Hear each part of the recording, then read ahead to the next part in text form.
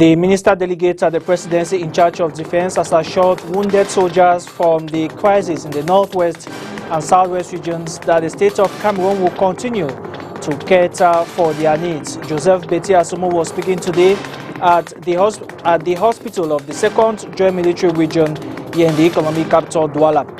U.S. authorities have today begun the deportation of the second batch of asylum seekers back to the country 1 month after 86 Cameroonians were deported. The move has generated outrage from some civil society actors in the United States of America, and tonight we shall be having the reaction of Sylvain Gassa Bello of the Cameroon American Council. And in sports, we tell you how 19 indomitable players have answered present for the AFCON 2022 qualifiers clash against Mozambique coming up on Thursday. Antonio Conceição will, however, prepare for the game without some notable figures due to COVID-19. Those are top stories. Good evening and thanks for joining us. You're watching the Primetime Newscast on STV. Just as we told you in the headlines, the minister delegate at the presidency in charge of defense has assured wounded soldiers from the fight against separatists in the southwest region that the state will continue to cater for them. Joseph Beti Asomo gave the assurance today at the hospital of the 2nd Joint Military Region here in the economic capital, Douala. Katrin Kone has more. After his visit to Kumba to condole with the bereaved families of the 7 students killed on October 24, 2020, the minister delegate at the presidency in charge of defense, Joseph Beti Asomo, is bearer of a goodwill message from the High Commander of the Armed Forces, President Paul Biya, to military personnel currently receiving treatment at the 2nd Region Military Hospital here in Douala. The soldiers sustained injuries during the battle with separatist fighters in the southwest region. Nous sommes ici ce matin en visite de réconfort et d'encouragement. We are here this morning to comfort and encourage military personnel, those injured during an operation, and encourage doctors who are taking care of the wounded victims here at the 2nd Region Military Hospital. En service dans cet hôpital militaire régional. Addressing them, the minister saluted their sense of sacrifice and service in defending the country's integrity and assures them that the government will shoulder the full cost of treatment until they are fully recovered. Je voudrais rassurer les intéressés et ils le savent d'ailleurs. L'armée n'abandonne jamais ses hommes. The Defense Force does not abandon its officers in difficult moments. While we were moving around the different hospital rooms, some complicated cases were brought to our notice. An officer who has lost his 2 arms but currently responding to treatment will be transferred to Yaoundé in the days ahead. 2 other cases are officers who received bullets in the head, and from all medical reports, they will be sent out of the country for proper treatment. The visit today is equally an opportunity for the patients to table their challenges faced in the hospital and how it can be ameliorated. Amongst the numerous issues raised are the allowances allocated to military personnel. Minister Joseph Beti Asomo, reacting to the plight of the soldiers, says the allowances have been disbursed and will soon be in their possession. He, however, reassures them of total support from the government and pledges that and those who will be incapacitated as a result of wounds sustained in battles will not be abandoned. Construction rate of the new ultra-modern building to host the National Assembly stands at 12%. This has been revealed at the end of a site inspection visit effected by the project committee. We shall be having details later in this newscast.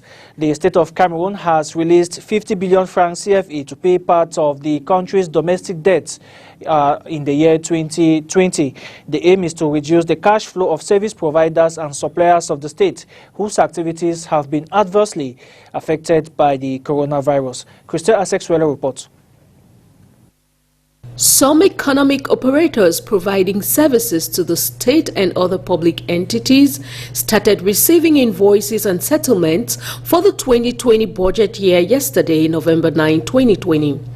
This was made possible with the release of 50 billion francs CFA by the state to pay for its domestic debt. It is worth mentioning that the provision of this budget aims to reduce the cash flow of service providers and suppliers to the state who have been severely impacted by the coronavirus pandemic. According to the Minister of Finance, this funding falls within the framework of government measures to limit the impact of the coronavirus pandemic on businesses. In line with the Autonomous Amortization Fund, this debt is assessed at 3.019 billion francs CFA as of September 30, 2020.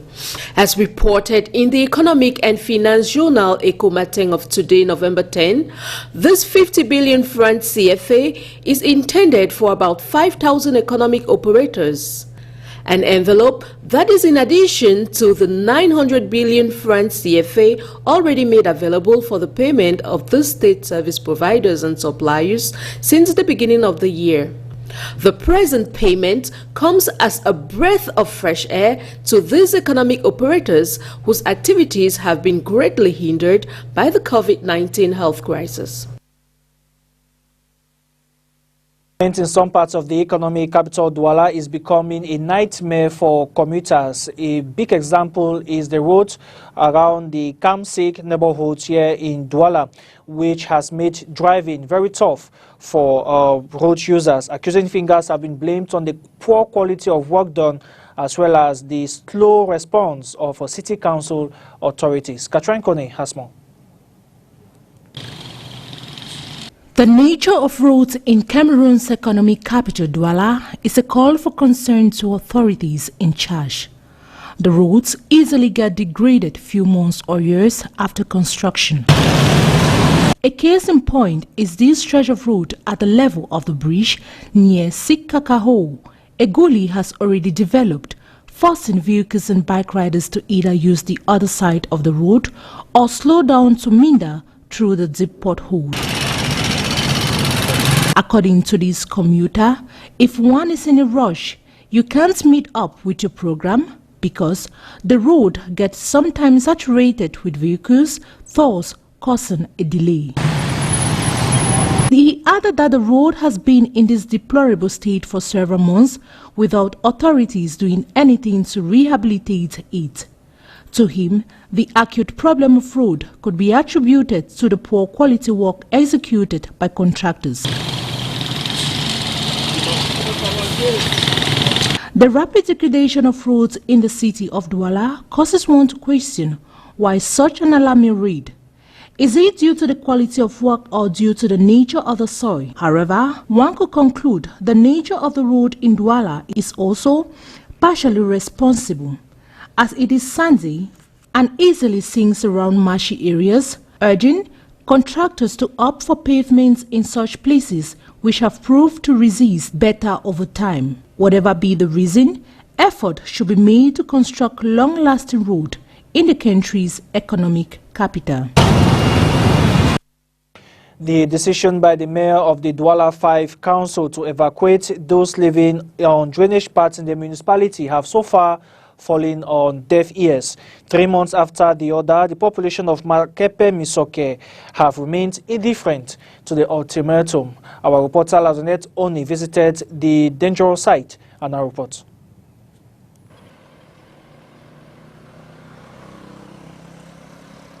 "8 days has turned into months. The decision made on the 31st of August 2020 by the mayor of the Douala 5 municipality, Richard Fongwang, to evacuate inhabitants constructing on drainages in his municipality now looks like empty threats. On visiting Makepe Misoke, one of the risk zones highlighted today, November 10, 2020, one can still spot these houses constructed along the drainage system.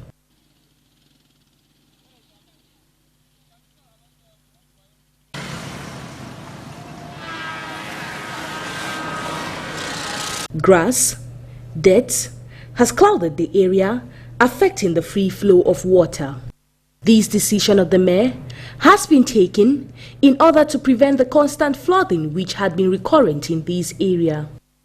The population at that time had raised up the absence of a rehabilitation site as their reason for not evacuating the area. Today, when interrogated on same subject, they maintained silence, refusing to comment on the issue. The paramount font of Nsoesie, His Royal Majesty Simbinlo II, has been released after spending almost a week in captivity. The traditional ruler was picked up by separatist fighters alongside Christian Cardinal Tumi last week Thursday in Babawan along the Bamenda-Kumbu Highway. Simbinlo II is said to have suffered psychological torture after being subjected to questions from his abductors. It is alleged that he was threatened to stay away from politics and forfeit his ambition to run for the December 6 regional elections in the country. About 48 Cameroonians are said to be deported today from the United States, constituting the second batch to be sent back home by American authorities. The move follows an earlier move by U.S. authorities where 86 Cameroonians were deported back into the country. Most of them are seeking asylum into the U.S. They are said to have left the Fort Worth Alliance Airport and will arrive Cameroon on Wednesday. Last month, 86 asylum seekers, like we said, were sent back home after they were accused of illegal immigration into the United States. But some activists have condemned the move by U.S. authorities to deport the asylum seekers, most of whom say are fleeing the crisis in the northwest and southwest regions of the country. We got the reaction of Sylvain Ngassa Bello. She heads the Cameroon American Council fighting to stop the deportation process. Let's listen to her. The American government did not deport these men and women because of lack of documents. The American government retaliated because as Cameroonians, right? Cameroonians are known to be a force of resistance in the detention centers. Cameroonians are known as a force of resistance as they're coming through Ecuador, crossing 8 countries to get to U.S.-Mexico border. They have been fighting anti-blackness. They have been fighting anti-Africanness, right? As well as they have just been fighting the system. And I'm sorry, I will not put anything past a government, right, that has been around for 50 years. If you look at the current Cameroonian government, you're going to find individuals who have literally served for 50 years, since independence, maybe even 60 years, right? You don't have to go far on some of those individuals, right? We all know them. The pictures are everywhere we go, right? These governments could be lobbying the American government, right, to get these men and women out. It's definitely not documentation. It does not make sense. I'm sure the hard talk viewers are going to say this doesn't make sense. It is one of two things. One, a retaliation because Cameroonians went on hunger strike. Cameroonians in detention protested, right? And I'm sure you've also heard about our sister Pauline, whose reproductive organs were gutted out, stolen, and possibly sold, right? So between that explanation of retaliation from the American government, the second explanation could be lobbying from the Cameroonian government. So I'm going to let folks, marinate on that and let us know what they think. It's definitely not documentations. Come on. You're fleeing a war. Now, the euphoria surrounding the victory of Joe Biden as the projected U.S. president has also gripped some inhabitants of the economic capital, Douala. Speaking to our reporter, Ladonette Oni, they have hailed the victory of Joe Biden as U.S. president. To them, they believe that it will usher in a new era of prosperity for the U.S. and the world at large. Her report. The victory of Joe Biden over Donald Trump in the 2020 U.S. elections is one endorsed by Cameroonians here in the economic capital, Douala.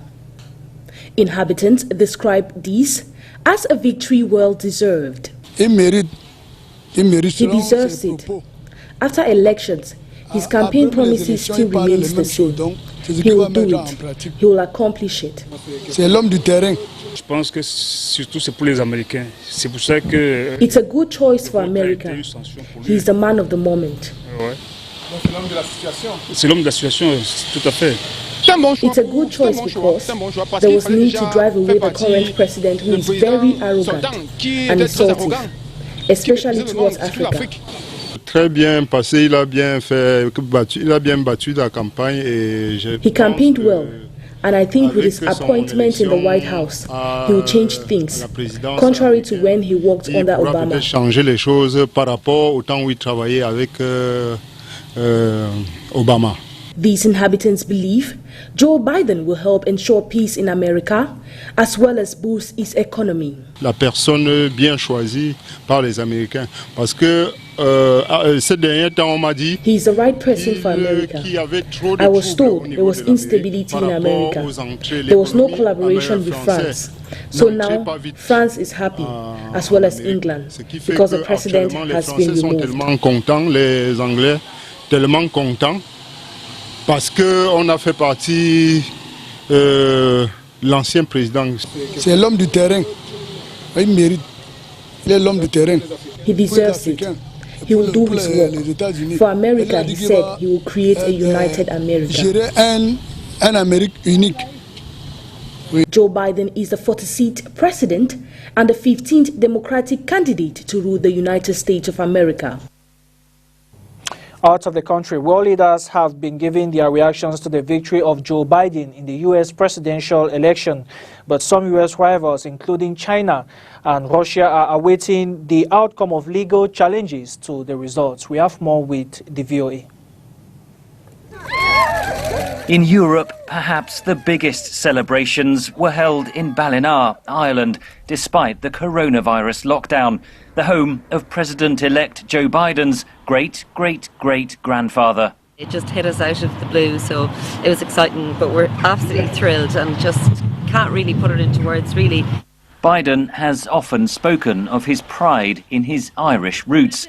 He has warned Britain that its exit from the European Union must not jeopardise peace in Northern Ireland, and last year called British Prime Minister Boris Johnson a clone of Donald Trump. Boris Johnson said Sunday he was looking forward to working with the new administration.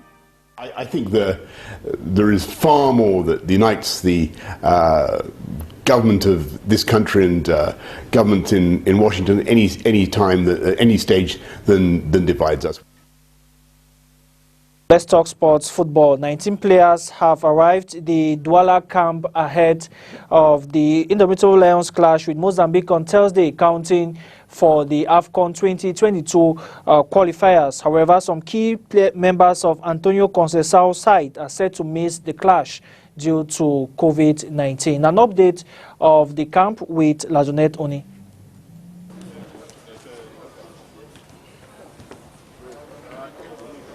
"19 out of the 24 players called up by Antonio Conceição, the head coach of the Indomitable Lions, have arrived in Douala.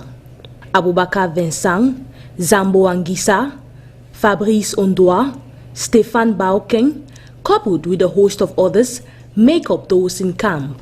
Unfortunately, Ngande Gadjui, Onana Zhang, and Fai Collins will not be taking part in the match scheduled for 12 November as they tested positive for COVID-19.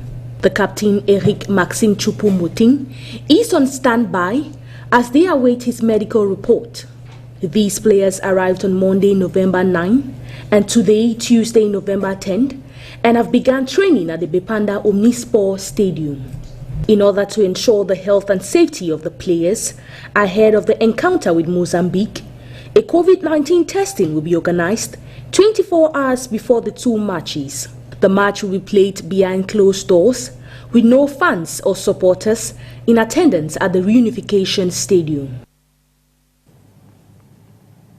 The trade union of Cameroonian footballers, known in its French acronym SINAFOC, has expressed disgust at the ongoing dispute between the Cameroon Football Federation FECAFOOT and the Professional Football League. At a meeting in Yaoundé, they have expressed their hunger to play football away from controversies. Let's have the reaction of one of the members. We came here today because there's a situation that is going on now in the country. I think the two bodies that are able to organize the championship, they're in a little bit of conflict. But we, the players, we are not interested in that